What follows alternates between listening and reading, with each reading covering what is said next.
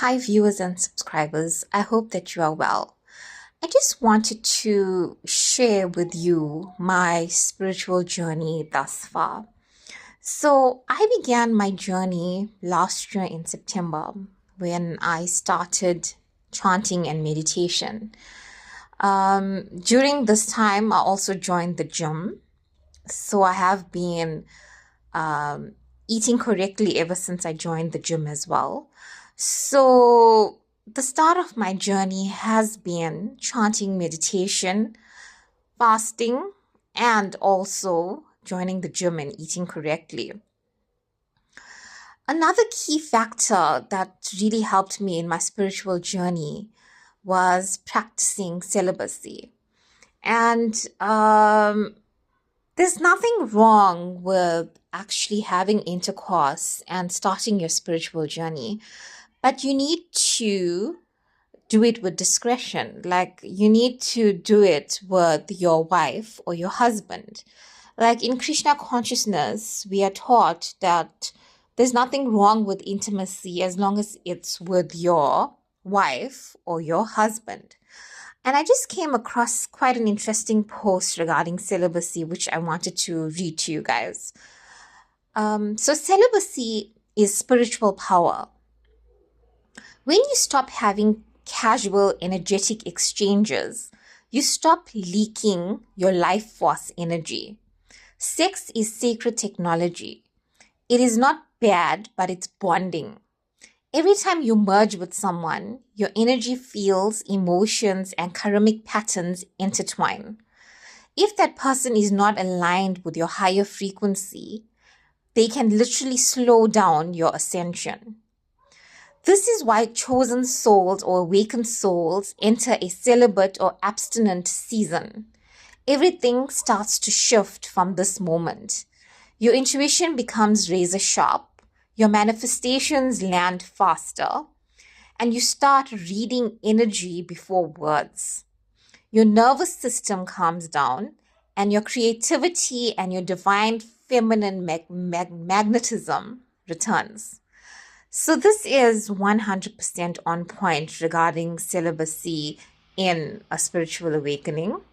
But as I mentioned, if you have a wife or a husband and you'll share that sexual bond, it's fine. But if you're gonna have multiple partners, then you're obviously gonna be at a lower vibration and you wouldn't reach the ascension point in spirituality. There's also quite an interesting video from a Christian perspective regarding a spiritual awakening and a Kundalini awakening, and I will post that video. And apart from Jesus Christ being God, he's also an ascended master. And this video sheds a lot of light on the importance of Christos. So when you get a chance, please review that video that I post, because it makes a lot of sense regarding celibacy and also ascension from a Christian perspective. To conclude my video, I just wanted to add this beautiful synchronicity that I experienced. So I was at the gym working out and I heard a voice telling me primordial.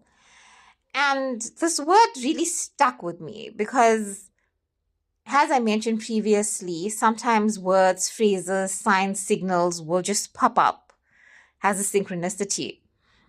And it's so interesting that the word primordial came into my mind. And when I actually researched primordial, I found quite an interesting perspective on Om in Hinduism. So the ancient Sanskrit word Om is the primordial sound from which all other sounds and creation emerge. While yoga teachings consider the syllable Om to be a force behind all thoughts, the words itself can produce powerful, positive, energetic vibrations throughout your body. So this also reminds me of a time when my mom used to struggle to sleep. And I told her that when I struggle to sleep, I chant the word Om until I sleep. And I'm not sure if she took my advice, but Om is quite significant in Hinduism.